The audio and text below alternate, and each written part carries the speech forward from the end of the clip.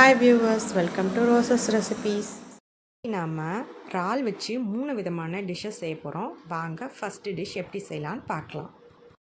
First ஒரு கடாயில் ஒரு 5 ஸ்பூன் அளவுக்கு ஆயில் ஊற்றிட்டு 1/2 ஸ்பூன் சோம்பு, 1/2 ஸ்பூன் மிளகு, ஒரு பட்டையை போட்டு வெடிக்க விட்றேன். அதோட 3 கிராம்பு, அப்புறம் 2 ஏலக்காய் ஆட் பண்ணிக்கணும். இது நல்லா பொரியணும், நல்லா ஃப்ரை பண்ணிக்கோங்க. அதுக்கப்புறம் இதோட ஒரு பவுல் அளவுக்கு சின்ன வெங்காயம் எடுத்து சாப் பண்ணி வச்சுருக்கேன். அந்த சாப் பண்ணதை நல்லா பொடியாக சாப் பண்ணி போட்டுருங்க. இதோட இந்த சின்ன வெங்காயம் நல்லா வதங்கிறதுக்காக இதோட ஒரு 1/2 ஸ்பூன் அளவுக்கு உப்பு போடுறேன். இந்த உப்பு போட்டு நல்லா வதக்கிடுங்க. அப்போ தான் வெங்காயம் சீக்கிரமாக வதங்கும். நல்லா வதக்கிட்டு இதோட ஒரு பவுல் அளவுக்கு இறால், அதாவது ஒரு 350 கிராம் இறால் இருக்கும். இந்த இறாலை இதோட ஆட் பண்ணிக்கிறேன். இதை போட்டு நல்லா ஃப்ரை பண்ணிடுங்க. அந்த இறால் சுருங்கி தண்ணி விட்டு வற்றணும். இதோட ஒரு ஸ்பூன் அளவுக்கு இஞ்சி பூண்டு பேஸ்ட் போட்டிருக்கேன். நல்லா அந்த ஃப்ளேவர் அதில் இறங்கிறதுக்காக பரட்டி விட்டுக்கோங்க. அப்புறம் இந்த இறால் தண்ணி விட்டு அதிலே வதங்கணும். அதுக்காக நல்லா பிரட்டி விடுங்க.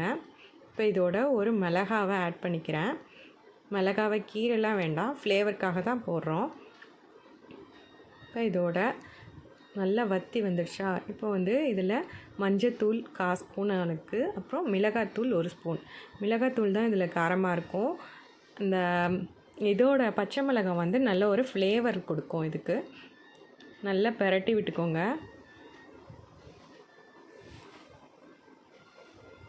நல்லா வற்றணும். எண்ணெய் பிரிஞ்சு வரும்போது ஒரே ஒரு தக்காளியை நல்லா சாப் பண்ணி ஆட் பண்ணியிருக்கேன். நல்லா வதக்கி விடுங்க.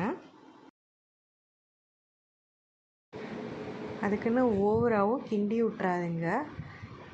கொஞ்ச நேரம் அதை ரெஸ்ட்டில் விடுங்க. ரெஸ்ட்டில் விட்டதுக்கப்புறம் நல்லா தெரியும் உங்களுக்கு டிஃப்ரென்ஸை, முன்னே இருந்ததுக்கும் இப்போயும்.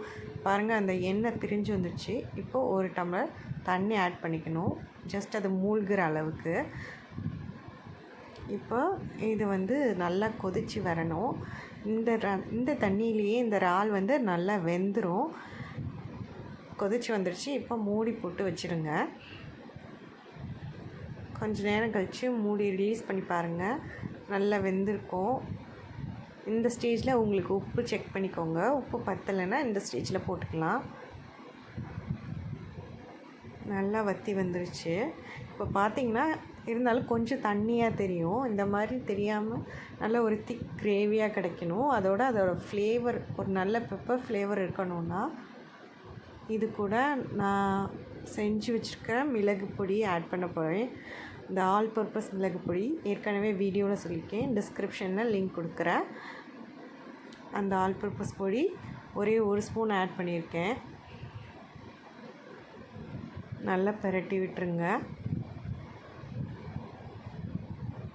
பார்த்திங்கனாவே தெரியும், முன்னே இருந்ததுக்கும் இப்போயும் நல்ல டிஃப்ரென்ஸ் தெரியும். ஒரு 2 நிமிஷம் மூடி போடுங்க. அது ஃப்ளேவர் அந்த இறாலில் இறங்குறதுக்காக தான் 2 நிமிஷம் டைமிங். இப்போ ஓப்பன் பண்ணி பார்த்தா உங்களுக்கு அந்த கன்சிஸ்டன்சி மாறி இருக்கிறது உங்களுக்கு நல்லாவே தெரியும். இது சப்பாத்திக்கு சாப்பிட்லாம். இப்போ கார்னிஷிங்காக கொஞ்சமாக மல்லித்தலையும் புதினாவும் போட்டிருக்கேன். அதையும் இந்த மசாலாவோட ஒரு கோட் பண்ணிடுங்க. அப்புறம் அவ்வளோதான், நம்ம டிஷ் ரெடி ஆயிடுச்சு. இந்த டிஷ் செய்யும்போது நம்ம ஒரு ரசம் வச்சா, சிம்பிளாக ரசம் வச்சாவே போதும். இது ஒரு சூப்பரான டிஷ்ஷாக இருக்கும். கண்டிப்பாக ட்ரை பண்ணுங்கள். இப்போ நெக்ஸ்ட்டு ரெசிபி என்னன்னு பார்க்கலாம்.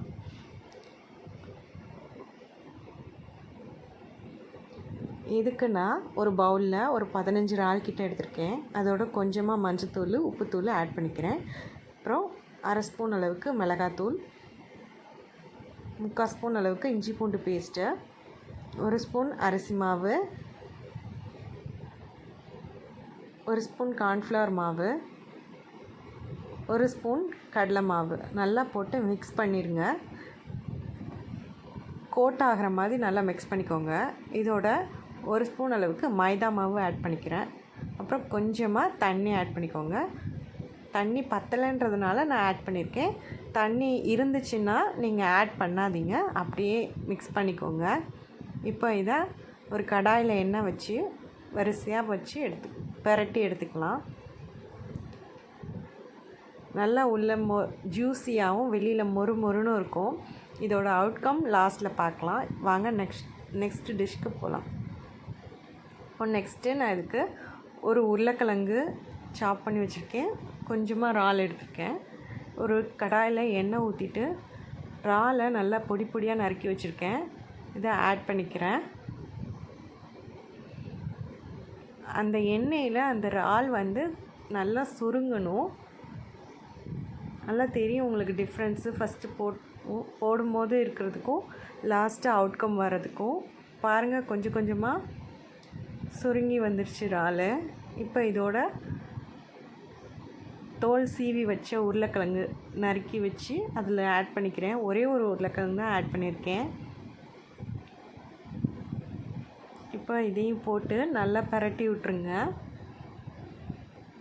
இந்த இறாலோட தண்ணியில் தான் இது வந்து வேகும். இதுக்கு தனியாக தண்ணி ஆட் பண்ணவே வேணாம். இதோட கொஞ்சமாக மஞ்சத்தூள் ஆட் பண்ணிக்கோங்க. அப்புறம் வேகிற அளவுக்கு உப்பு,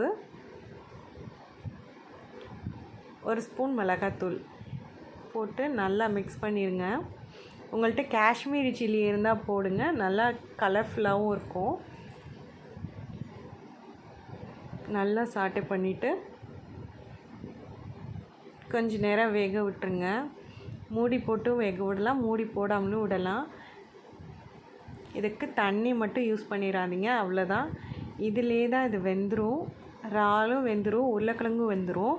இந்த உருளைக்கிழங்கோட இறாலோட ஃப்ளேவர் வந்து இந்த உருளைக்கிழங்குல நல்லா இறங்கியிருக்கும். உங்களுக்கு அது சாப்பிடும்போது நல்லாவே தெரியும். லாஸ்ட்டாக பார்த்தீங்களா, எண்ணெய் பிரிஞ்சு வந்துடுச்சு. நம்ம டிஷ்ஷஸ் இப்போது ரெடி ஆகிடுச்சு. இப்போ அவுட்கம் பார்க்கலாம். பாருங்கள், நம்ம டிஷ்ஷஸ் 3 டிஷ்ஷுமே சூப்பராக ரெடி ஆகிடுச்சு. நான் இன்றைக்கி 3/4 கிலோ இறால் வாங்கினது. 1 கிலோ இறால், அதை நல்லா க்ளீன் பண்ணும்போது 3/4 கிலோ தான் கிடைக்கும். அதில் இந்த 3 டிஷ்ஷும் செஞ்சுருக்கேன். ஃபஸ்ட்டு இறால் கிரேவி, ப்ரான் கிரேவி. எப்போதுமே இறால் செய்யும் போது அந்த பின்னாடி இருக்கிற குடலை எடுத்துருங்க, ஏன்னா அதில் மண் இருக்கும்.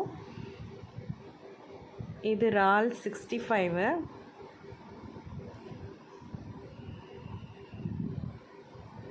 இது பொட்டேட்டோ இறால் ஃப்ரை. 3 விதமான டிஷ்ஷஸ். ஒன்று வந்து கிரேவி, இன்னொன்று 65, இன்னொன்று ஃப்ரை. கண்டிப்பாக அதை ட்ரை பண்ணுங்கள். தேங்க்ஸ் ஃபார் வாட்சிங். Kindly subscribe our channel roses recipes. Bye.